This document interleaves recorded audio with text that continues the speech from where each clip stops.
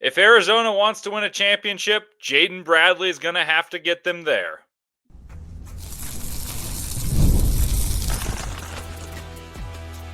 You are Locked On Wildcats, your daily podcast on the Arizona Wildcats. Part of the Locked On Podcast Network, your team every day.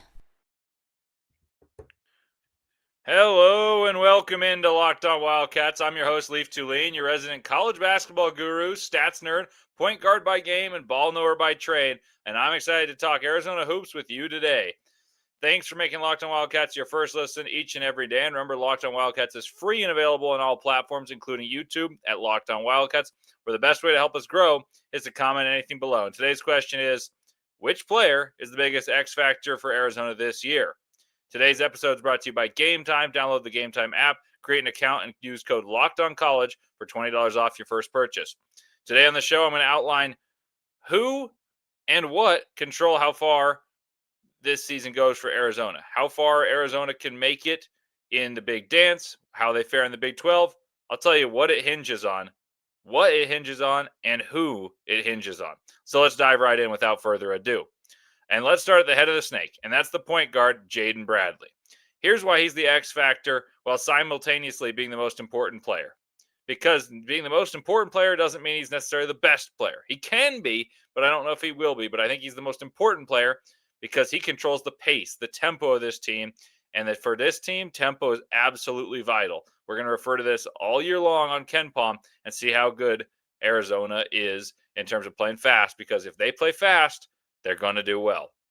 Arizona in the best years under Tommy Lloyd have been in the top 20 in pace, ninth on the team that was led by Benedict Mathurin.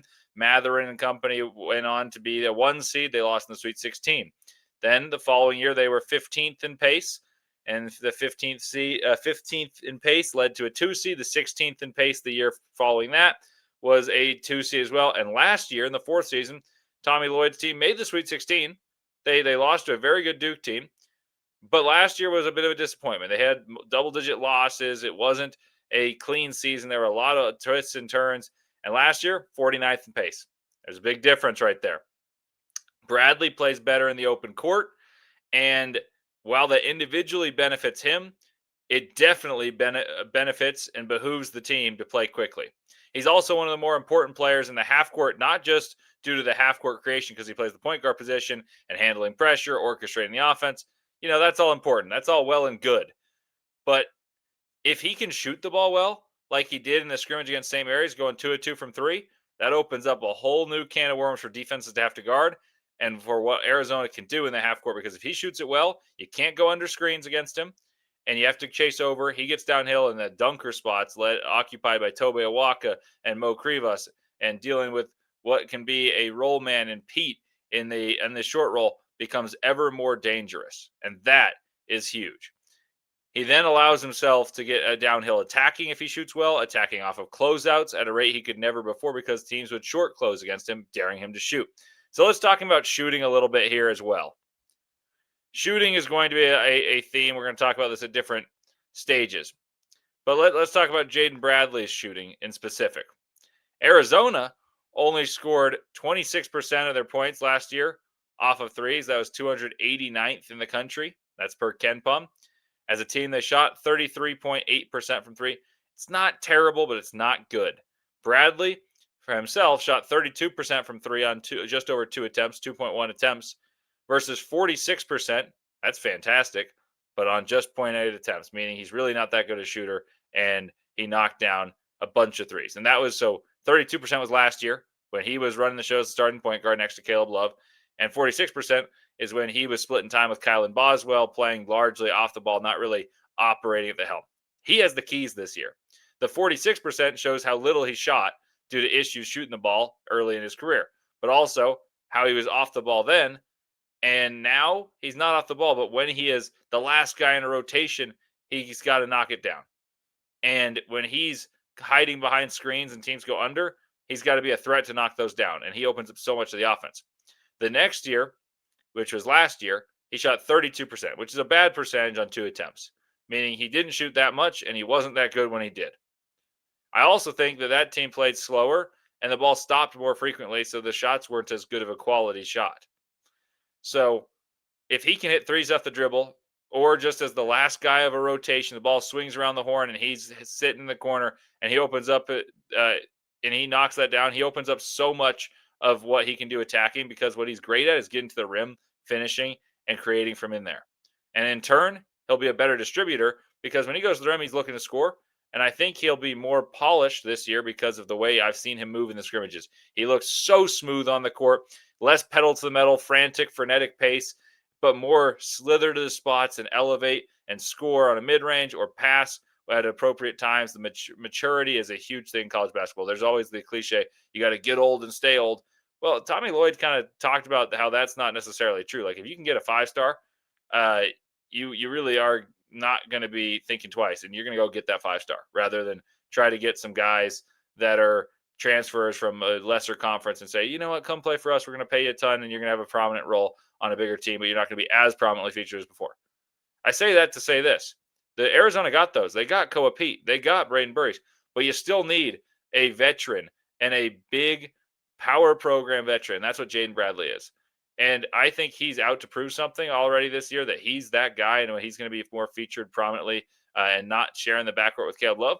And I firmly believe he got snubbed from the Kuzi Award, not listed in the top 20. And I think there's no way that he's not a top 20 point guard in college basketball. I did go through this list, and it's a better list than you'd think. And the issue is, the reason it's such a good list is there's some guys that aren't necessarily point guards listed that are fantastic basketball players. But there's no way he's not listed above of Elliot Cadeau at Michigan, who really struggles to shoot the ball, has not been prolific scoring the ball, and his teams haven't won. Cadeau's now at Michigan, and there are a lot of guys other than Cadeau that stuck out to me as like, oh, he could be better. Like, I think Bradley's a better player for a winning team that helps you win far more than a guy like Josh Hubbard, who is a tremendous scorer, is going to be an all-SEC guy, and I mean no slight to him, or Marcus Burton in Notre Dame. Neither of those teams are going to win at the highest level. Hubbard and Mississippi State have made the tournament before. Marcus Burton's going to put up numbers, but their names are on the list because they score. They're 6 foot or under shooting guards. And that seems to be an unfair representation for what a point guard is. And let's go back to Jaden Bradley, and that was a slight rant. Bradley, to me, will be an all-conference defense. I think first team. He and Taman Lipsey will battle that out. And maybe both will be on there. And maybe both will be on the Kuzi Award list when it's the midseason list. I think he's going to have a chance to be all-conference first team or second team. And it depends if they go 5-man or 10-man. I think he's going to be one of the 10 to 15 best players in the conference. And if he does that and shoots above 36% from 3 on 2 shots, and maybe a little more, maybe 3 this year, Arizona will make a real deal run. Like, it's that simple. If Jaden Bradley can shoot that well from deep, and they play as quickly as I think Arizona will, they rebound as well as they will, because he's at the helm. They're not going to have a ton of turnovers. He has a 2-to-1 assist-to-turnover ratio, and he's only getting better. He looks so much more at ease getting to his spots. Against St. Mary's, he was the only player that I felt was comfortably getting every shot he wanted. And that was against a team defensively that's number 8 in the nation last year, and a team that's enormous that kept Arizona off the glass. And yet, Jaden Bradley and co. never trailed in the game, because he, from the outset, said, you know what? I got snubbed from the all-conference team, and now I'm snubbed from Kuzi. I think I'm going to end up being pretty good. He looked very comfortable, and Tommy Lloyd talked about how comfortably he sleeps at night knowing Jaden Bradley is his point guard. He is the number one X factor for the Arizona Wildcats. Coming up next, we're going to talk about who else factors in, but also what else factors in most prominently to the chances for Arizona to make a deep title run. All that and more ahead on Locked On Wildcats.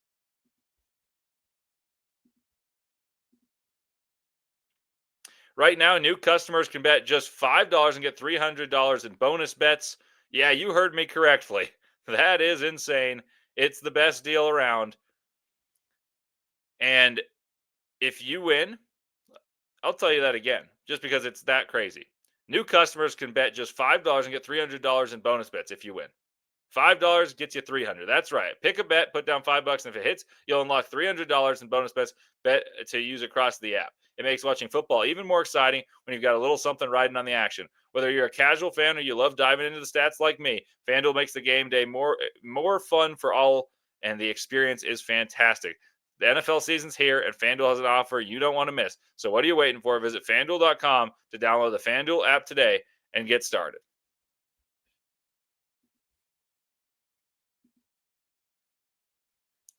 All righty, welcome back to Locked On Wildcats. Leaf Tulane here with you. And shooting is something I just touched on, but I'll touch on a little bit longer and separately from Jaden Bradley. Bradley's the key and the most important player on the team, but there are others who can aid here and others that will be featured more prominently for shooting alone. Naturally, when I just say shooting, you're going to look at the shooting guards, and it's the 3 and Ds as they're all labeled. So you're going to look at Brayden Burries and Anthony Dell'Orso, and they should be here. But at what level of shooting is enough for Arizona as a team to, and for those guys in particular, to go as far as Arizona wants to go? Like, how good do they have to be, and how consistent do those two in particular have to be to have Arizona shooting at a level that puts them as a championship trajectory? The game's changing. We talked about at the outset how much rebounding outside of the season when I took over, and I previewed how Arizona is going to be built and what they're going to have their season values be comprised of. And it's going to be rebounding and fast break. They're going to play quickly. They're going to rebound a lot. And I think they're going to be very efficient offensively. It's because they shoot a lot of twos. But how do you supplement that 2-point shooting by not letting teams just pack in and say, you know what, you got to beat us? And the big teams are harder to score on. They need some 3-point shooting. So what level is the Mendoza line? Like, at a certain point, you got to be good enough. At what level does Arizona have to shoot to be good enough? Last year, Arizona was 241st in makes, 242nd in attempts, and 189th in percentage. In conference, let's tell you the more digestible numbers, that's 11th in makes, 10th in attempts, and 9th in percentage. And that's in a conference that has 16 teams, so they're below average in all of those. That's not good enough, especially if you want to contend on the national stage, not just in conference. And this conference, I think, is going to be better than last year's Big 12. So that's not good enough. The 2-point percentage can be superb. Like last year, and I want to reiterate this. I don't want Arizona to be hoisting up threes because that's not their MO. They get to the rack, and they know where their bread is buttered. But you have to have some respect from three to allow for the high lows that Arizona will run, the pace to not, when they're stalled. Like Ryan Hammer put this well. When Arizona was stalled against Princeton, they didn't execute well. When Arizona was stalled against Clemson, they didn't perform particularly well. Arizona scores over 80 in each of Tommy Lloyd's years. They're going to be good offensively. But in that instance, when a team is able to slow Arizona down, Arizona isn't able to turn them over. You're not able to get as many offensive rebounds and second chance points. You need some ability to generate 3 points out of a half-court set. So what is the level of decency? You don't need to excel. It would be fantastic if you could. But what level is decent enough to say that for an average, and not just like a good game, a bad game, an average is good enough to send Arizona to the promised land, and that's the Final Four for the Wildcats. So I started thinking about it. The main guy to carry the torch from three as like his job description should be Anthony Dell'Orso. He shot 41% last year, but now he's going to rise up the scouting report. And I bet the percentage drops as attention rises. So as little as he shot last year, 2.1 threes per game, shooting 41% is really, really good.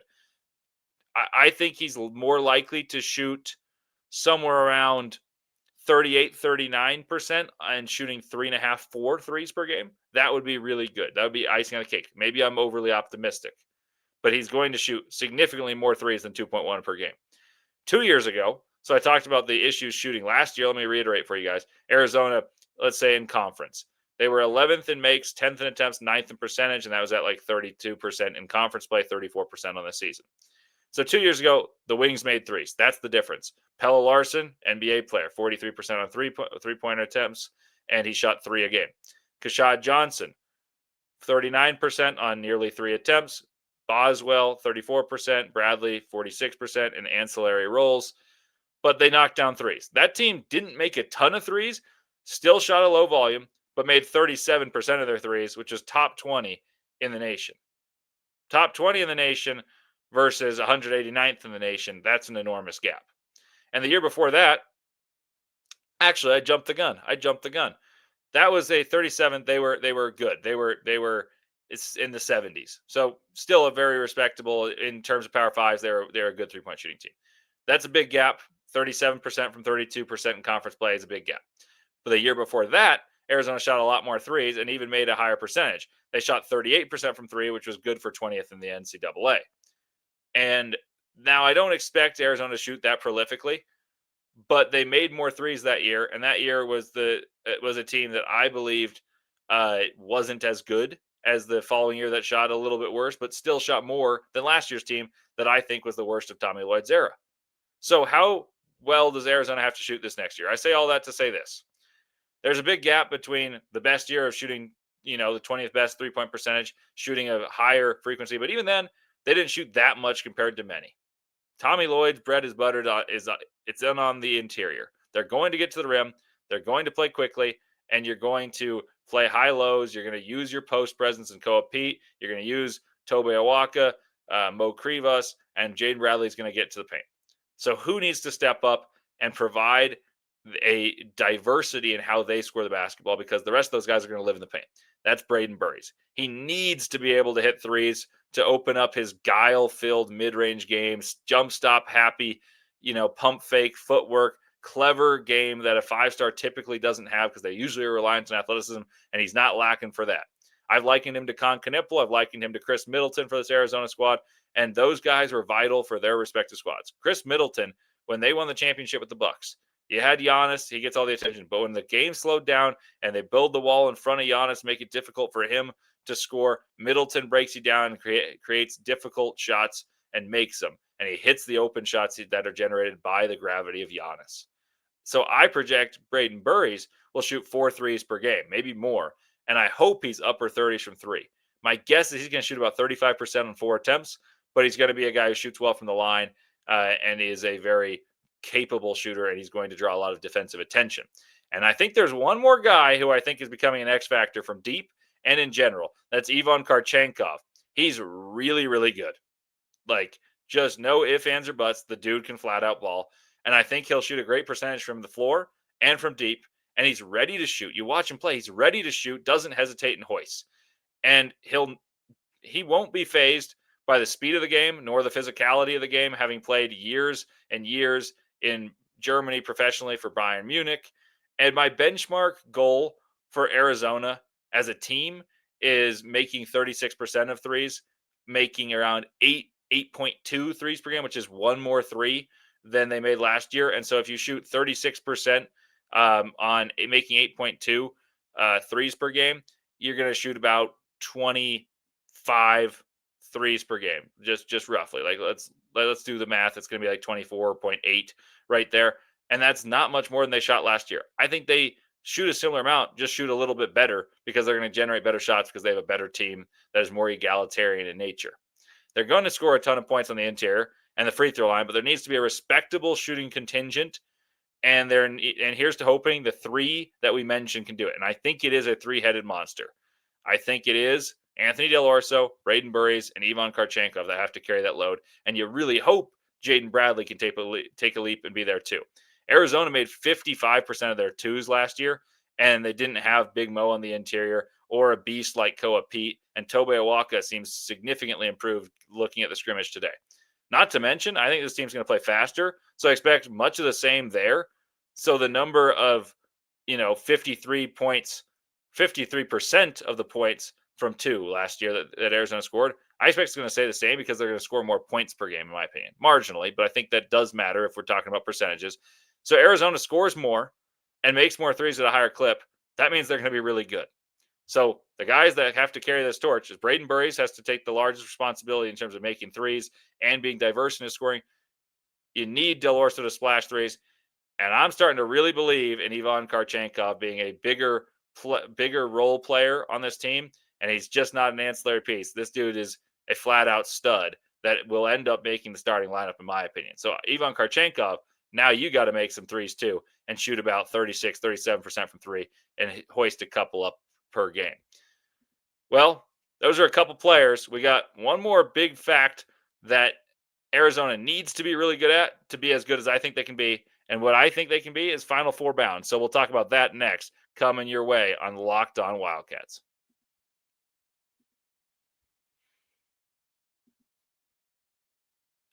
College football is back, and I couldn't be more excited. The tailgates, the rivalries, the energy in the stands, there's nothing like it. But let's be real. Actually getting tickets can feel like more of a battle than the game itself. Endless queues, hidden fees, prices, jumping at checkout. That's why I use Game Time, the app that gives the advantage back to the fans.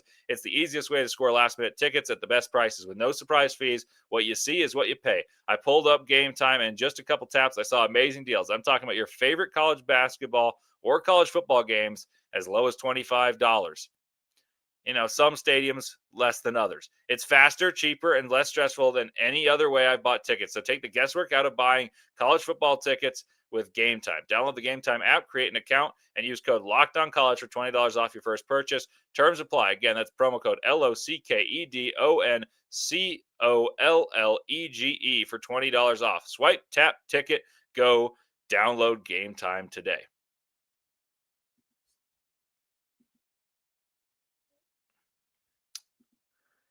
The third and final X factor for the Arizona Wildcats is one I've talked about a lot. And I teased this earlier, but an X factor for Arizona has emerged to me is depth and how little of a drop off there is between the starting five and what comes in. I think there's going to be a 9-man rotation, and it's going to be the growth of the Arizona bench. This is one thing I wanted to talk about, and then I'll talk about the numerical benchmarks I want to talk about and how good Arizona can be if they rebound well. But the rebounding and pace is aided by depth. And the first round pick that everyone seems to be super high on is Dwayne Aristode. And his growth is enormous because if he can reach into that potential and be what Carter Bryant was last year or be similar to what KJ Lewis was a couple of years ago when he was a freshman, that's huge. And his capacity to do great things goes up. Arizona ends up having more guys that are talented enough to lead you to the promised land. And then there's my guy, Ivan Karchenkov. I think Karchenkov has the capacity to elevate the Wildcats. And someone asked me, this is why I wanted to bring this up because it leads into my point about rebounding. Someone asked me about the rebounding suffering because Dell'Orso is a small forward as compared to the length of the wings that have been playing for Arizona the last couple of years. And if I think they're going to be good rebounding. So I addressed that comment another day. I hope you're listening again. If you are, thank you very much. I think Karchenkov at some point will start at the 3. And I think it's sooner rather than later because he's really good. And he's an X factor when preparing and researching for Arizona. I dove into him and I wrote him down as an X factor because I'm a nerd and I get into the weeds. I watched some film of Bayern Munich and I then watched the St. Mary's game and I said to you guys, he looked like the best non-starter. He looked like the best bench player. But I was wrong. It's because he's going to start. That's why he was the best bench player, because he's going to start. I was so right. I just was early. He's going to be the best bench player for as long as he's on the bench because he's that good. But he's a dude, and he's going to need to play a huge role in determining how good Arizona can be because he's going to be someone who knocks down threes, defends, and rebounds because he's got tremendous size. He's got the size of a 4 and the feet of a 2 guard, the motor of someone that is very energetic and knows where to be. He's a refined and polished player, knows where to be, knows when to knock down shots, isn't scared of the moment, isn't fazed by the speed and tenacity of Big 12 play because he's played professionally. And I just think he's got a real chance to help Arizona in 2 key areas. One, hitting threes. That's one X factor. And then, well, let's talk about the rebounding because that's something Arizona's going to be good at. But the question is, how good are they going to be? And what are the parameters that spell brilliance rebounding and how well that translates to winning championships? So let's talk about that. The rebounding is the X factor I prepared for this segment. And then I saw Ivan Karchenkov tonight and how good he was and just how dominant Arizona can be on the glass. Because Arizona, I thought was going to be very good on the glass because Tobe Awaka is there. He's a rebounding machine. Krivas is huge. Pete's a beast. All these things. I told you guys I thought they're going to be a top 10 margin team on the glass before the season started. Its season hasn't started yet, but I feel like it has, having watched them play, and I'm pretty confident that takes still.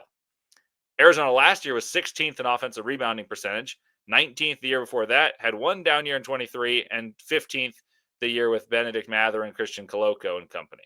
So I went back to my notes I made before my very first show in basically saying my premise was if Arizona rebounds at a top 10 rate, and runs at a top 20 rate, this is a top 2 seed and a Final Four contender. That was my premise. I added to it when talking to Ryan Hammer that I thought they'd be a top 20 efficiency, that they'd be a top 10 rebounding team, and I thought there's a possibility they're a top 20 defense if all those things go right.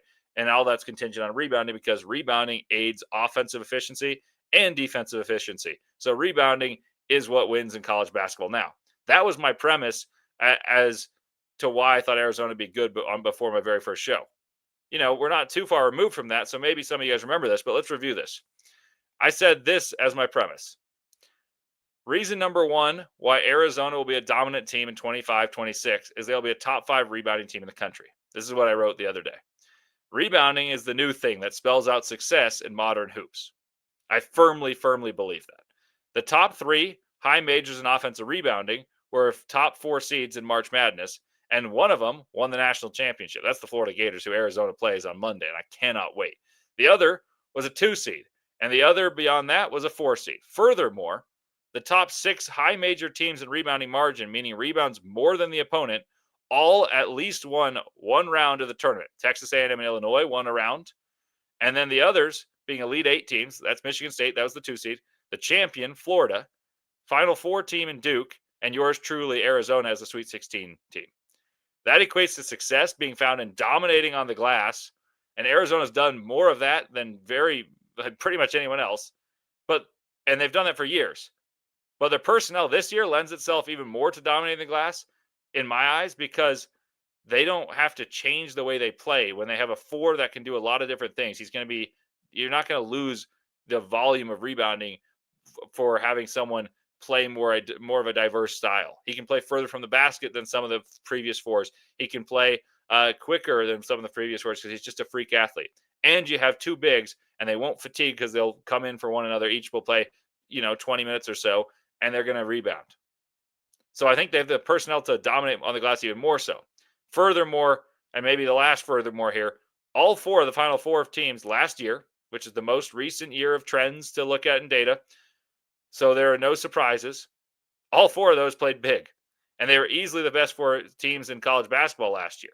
So it wasn't like a fluky Final Four. All were the 1 seeds. They employed 2 big lineups, meaning that they played 2 centers, more or less. Houston, Juwan Roberts and JoJo Tugler. Those are enormous dudes, super long, great rebounders. Auburn with Janai Broom, Dylan Cardwell. Duke with Kamen Malawach and Cooper Flag being the smallest of the listed names here, but he led the team in boards and was a national player of the year. Like, if we're going to mince and say, oh, he's not a 5, he's not big enough to be considered a big boy 4, the dude led every single category for his team. And then Florida had Condon and Chinyelu, who Arizona's got to deal with again coming forward. So I'm very concerned for Arizona in terms of how well they're going to shoot the ball in Florida, because those guys won a championship and are only going to get better, and their front line's bigger this year than it was last year. So shooting will be paramount in that game, and who can control the glass. So in conclusion, all those teams dominated the glass and dominated the season. But Arizona might have a better front court than any of those teams this year than they had last year. And they're more versatile in lineups. And that's why this is a top 10 team hiding in plain sight. That was my conclusion. I've made my point as to why I think this team is a top 10 team, and I firmly believe it. The question is, you can be a top 10 team and not be a championship contender. Arizona is a championship contender if they rebound as well as I think they can, which is a top 5 rebounding margin team, a top 10 offensive rebounding efficiency team, and if they shoot at all well. I'm not asking for brilliance. I'm asking for competency from the 3-point line. Those are the X factors for Arizona.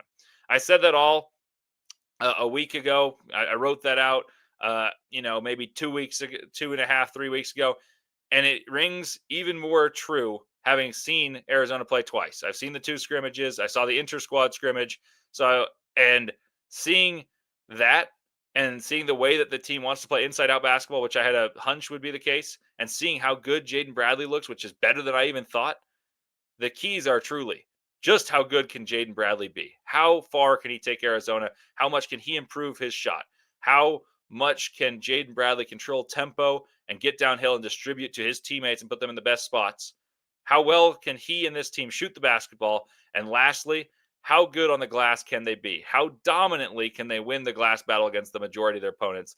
And that's the question that is the difference. And those, I should say, are the questions that spell out the difference from a team like this, where the floor to me is the Sweet 16 and the ceiling is winning a championship. And I think a really feasible outcome is making a Final Four with success in these areas. So thank you guys for making Locked On Wildcats your first listen today. For your second, check out Locked On Big 12. Drake Toll breaks down the most exciting conference in college sports, from the rivalries to the championships and every game in between. Find Locked On Big 12 on YouTube or wherever you listen to your podcast. Part of the Locked On Podcast Network, your team every day.